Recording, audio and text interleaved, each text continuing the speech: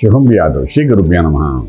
కన్యా రాశి వారికి ఫిబ్రవరి 1వ తారీఖు నుండి 15వ తారీఖు వరకు ఏ విధంగా ఉంటున్న విషయాన్ని మనం ఇప్పుడు విశేషంగా తెలుసుకోవడం ప్రయత్నం చేద్దాం.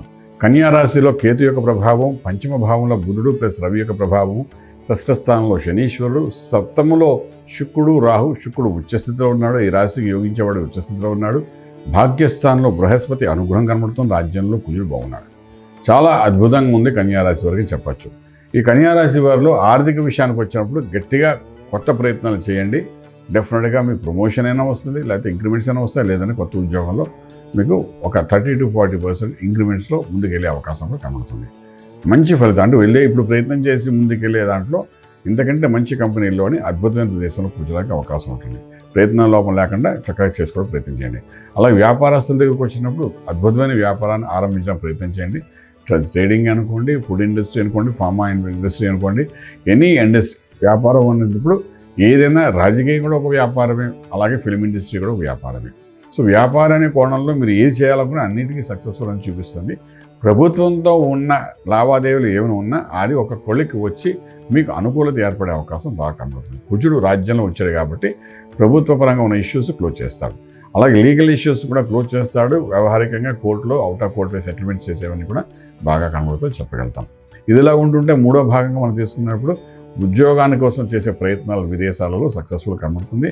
అలాగే విదేశాలకు వెళ్ళి చదువుకోవాలనుకున్న విద్యార్థులకు చక్కటి అనుకూలమైన వాతావరణము, విదేశాలకు వెళ్ళి అక్కడ చదువుకుంటున్న విద్యార్థులకు చక్కటి ఉద్యోగం వచ్చే అవకాశం కూడా బాగా ఉండి కొంచెం గట్టి ప్రయత్నాలు చేస్తే ఫ్రస్ట్రేషన్ లేకుండా, టెన్షన్ లేకుండా ప్రశాంతంగా చేయగలిగితే డెఫినెట్గా ఆ సక్సెస్ అని కనబడుతుంది చెప్పగలుగుతాం.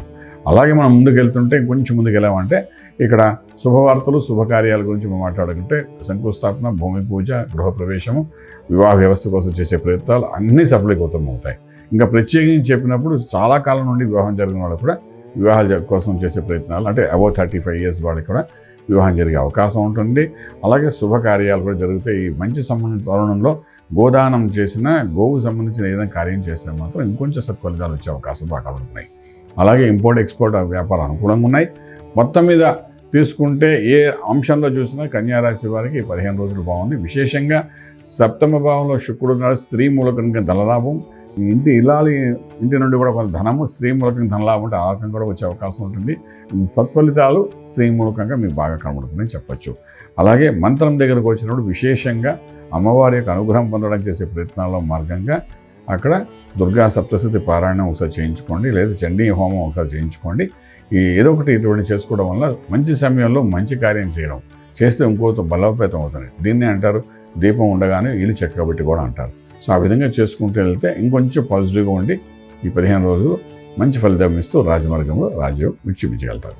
శుభం వ్యాధ. పూర్తి వివరాలకు సంప్రదించండి శ్రీ వేదమాత గాయత్రి జ్యోతిష్యాలయం, బ్రహ్మశ్రీ మంతా సూర్యనారాయణ శర్మ గారు, Srinilayam, first floor, 101, Sai Vaibhav layout, Chitrapuri colony పక్కన, కాజాగూడ, హైదరాబాద్ 500008. సంప్రదించవలసిన ఫోన్ నంబర్ 8855559147, 8855559148, 9849996644.